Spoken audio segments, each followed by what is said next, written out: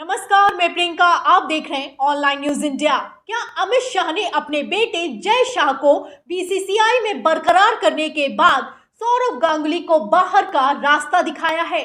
क्या सौरव गांगुली को बीजेपी में शामिल होने का ऑफर ठुकराने की सजा दी जा रही है? बता दें कि टीम इंडिया के पूर्व कप्तान सौरव गांगुली का बीसीसीआई के अध्यक्ष के तौर पर कार्यकाल समाप्त होने वाला है। खबर के मुताबिक 18 अक्टूबर के बाद उनका बोर्ड में किसी भी तरह का कोई भूमिका नहीं रहेगी, तो वहीं जय शाह सचिव के पद के तौर पर बरकरार रहेंगे। इस खबर के सामने आने के बाद से सियासी गहमागहमी शुरू हो गई है। तो वहीं बंगाल की सत्तारूढ़ पार्टी टीएमसी ने भारतीय जनता पार्टी पर आरोप लगाते हुए हमला किया है और कहना है कि ये प्रतिशोध की कार्रवाई है और सौरव गांगुली का अपमान किया गया है।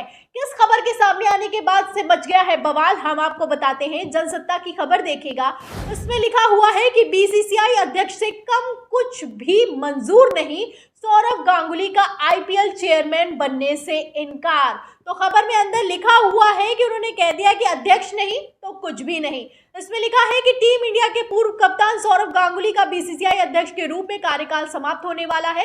जैसा कि मैंने आपको बताया, उनका कार्यकाल समाप्त होने वाला है। 18 अक्टूबर के बाद उनका कोई भूमिका नहीं रहेगी। खबर में लिखा हुआ है कि रिपोर्ट्स के अनुसार दिग्गज भारतीय क्रिकेटर की 18 अक्टूबर से बोर्ड में कोई भूमिका नहीं होगी। भारत के 1983 वर्ल्ड कप जीतने में अहम रोल निभाने वाले रॉजर बिन्नी अगले हफ्ते एजीएम में नए अध्यक्ष के तौर पर दादा की जगह ले लेंगे। किसी भी पद के लिए कोई चुनाव नहीं होगा, क्योंकि सभी उम्मीदवारों को निर्विरोध चुना जाएगा। तो जिसका नाम सामने आएगा वो अध्यक्ष बन जाएगा। कहा जा रहा है कि रॉजर बिन्नी को अध्यक्ष बनाया जाएगा बीसीसीआई का, तो वहीं सौरव गांगुली का रास्ता को बाहर का रास्ता दिखाया जाएगा। खबर में अंदर लिखा हुआ है कि गांगुली को जो है आईपीएल चेयरमैन पद की पेशकश की गई थी, लेकिन उन्होंने मना कर दिया। इसमें लिखा हुआ है कि गांगुली सोमवार शाम मुंबई पहुंचे थे और पिछले हफ्ते नई दिल्ली में प्रभावशाली व्यक्तियों के साथ बैठक की। भारत के पूर्व कप्तान बीसीसीआई अध्यक्ष बनने रहने के इच्छुक थे, मतलब वो चाहते थे कि वो बने रहे इसी पद पर, लेकिन उन्हें बताया गया कि वो बोर्ड अध्यक्ष को दूसरा कार्यकाल देने का चलन नहीं है। ब्रजेश पटेल इस साल नवंबर में 70 साल के होने वाले हैं। ऐसे में आईपीएल चेयरमैन का पद खाली था। समाचार एजेंसी पीटीआई के अनुसार गांगुली को इस भूमिका की पेशकश की गई, लेकिन उन्होंने इसे लेने से अस्वीकार कर दिया, यानी कि मना कर दिया। तो उन्होंने कहा कि मैं अध्यक्ष बनना चाहता हूं, लेकिन कहा गया कि आप अध्यक्ष नहीं बन सकते क्योंकि दूसरा कार्यकाल नहीं दिया जाता है। जहां एक तरफ जय शाह का कार्यकाल बढ़ाने के लिए आप जानते हैं कि संवैधानिक संशोधन तक कर दिया जाता है, उन्हें सचिव का पद तक दे दिया जाता है बीसीसीआई में, तो वहीं आप देख सकते हैं कि सौरव गांगुली का अब इस खबर के बाद से इतना तो साफ हो चुका है, ऐसा लग रहा है कि उनकी कोई भूमिका नहीं रहेगी।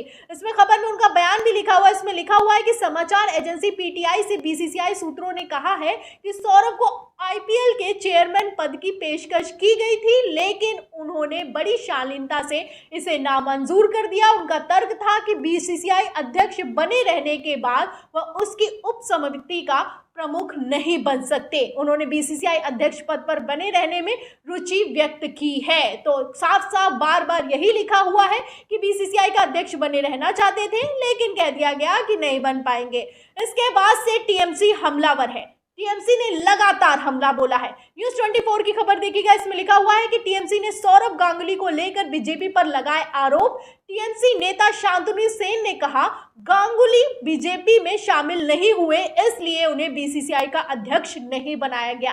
तो टीएमसी का कहना है कि ऑफर किया गया था कि शामिल हो जाओ बीजेपी में शामिल नहीं हुए, इसलिए अध्यक्ष दोबारा नहीं बनाया गया है। हिंदुस्तान की खबर में उनका पूरा बयान भी लिखा हुआ है हिंदुस्तान की खबर में कि सौरव गांगुली को मिली बीजेपी से इनकार की सजा, अमित शाह का नाम लेकर टीएमसी ने जमकर घेरा। तो कहना है कि जो मना कर दिया था बीजेपी में शामिल होने को, उसी की सजा दी गई है। खबर में अंदर लिखा हुआ है, साफ साफ इन्होंने खबर में अपना बयान देते हुए कहा है कि भारतीय क्रिकेट कंट्रोल बोर्ड के अध्यक्ष और टीम के पूर्व कप्तान सौरव गांगुली के नाम पर सियासत शुरू हो गई है।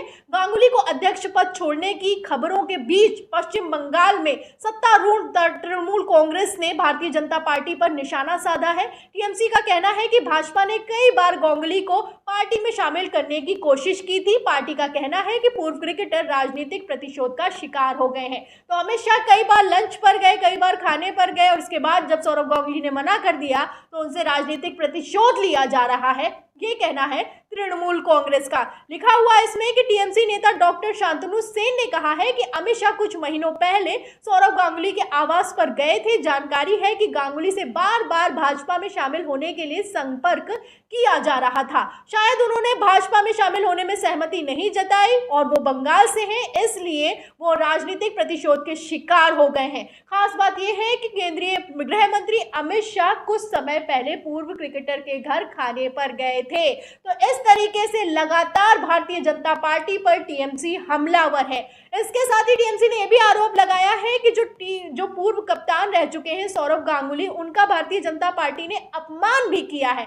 लिखा हुआ है कि इससे पहले भी पार्टी ने भाजपा पर पूर्व क्रिकेटर का अपमान करने की कोशिश के आरोप लगाए थे। टीएमसी प्रवक्ता कुणाल घोष ने कहा था कि हम इस मामले में सीधे तौर पर कुछ नहीं कर रहे हैं, क्योंकि भाजपा ने चुनाव के बाद इस तरह का प्रोपेगेंडा चला रखा है, इसलिए इस तरह की अटकलों पर प्रतिक्रिया देना भाजपा की जिम्मेदारी है। ऐसा लग रहा है कि भाजपा सौरव का अपमान करने की कोशिश कर रही है। तो इस तरीके से सौरव गांगुली को लेकर टीएमसी भारतीय जनता पार्टी पर हमलावर है कि अपमान किया जा रहा है। वहीं दूसरी तरफ उन्हें अध्यक्ष का पद नहीं दिया जा रहा है, उन्हें बाहर का रास्ता दिखाया जा रहा है, इसलिए क्योंकि वो भारतीय जनता पार्टी में शामिल नहीं होना चाहते हैं। इस पर भारतीय जनता पार्टी की सफाई भी आई है और सभी आरोपों से इनकार करते हुए कहा गया है कि गांगुली क्रिकेट के दिग्गज हैं और बीसीसीआई के फैसले का राजनीति से कोई लेना देना नहीं है।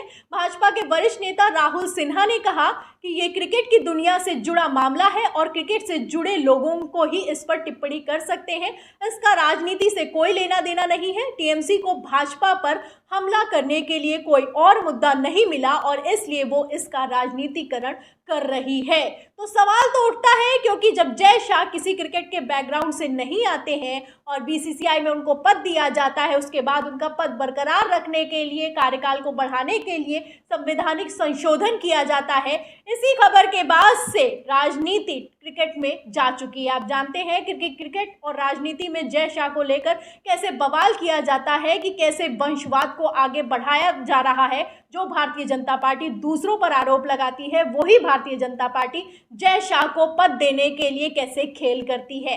इसके बाद जब सौरव गांगुली को भी आप देख सकते हैं कि बाहर का रास्ता दिखाया गया है, तो कैसे टीएमसी ने हमला बोला है कि ये राजनीतिक प्रतिशोध है। कौन क्या कह रहा है वो तो आप देख ही सकते हैं। इस पूरी खबर पर आपको क्या कहना है कमेंट बॉक्स में जरूर लिखें। वीडियो को ज्यादा से ज्यादा शेयर करें, सब्सक्राइबर बटन दबाएं, बेल आइकन दबाएं ताकि हर खबर की नोटिफिकेशन आप तक पहुंचती रहे। फिर मिलते हैं अगली खबर के साथ, तब तक के लिए धन्यवाद।